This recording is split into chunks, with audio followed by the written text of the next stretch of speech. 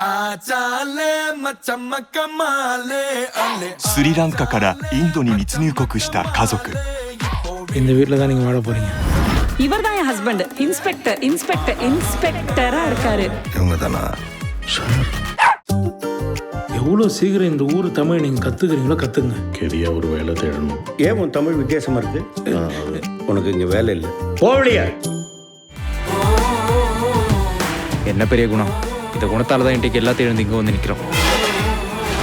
எங்களுக்கு அந்த ஃபேமிலி வேணும். என்ன நடக்குமோ நடக்கட்டும். 訳あり家族が異国の地で巻き起こすほんのささやかな奇跡とは。எல்லாத்துக்கும் ரொம்ப நன்றி சார். மறக்க மாட்டேன்.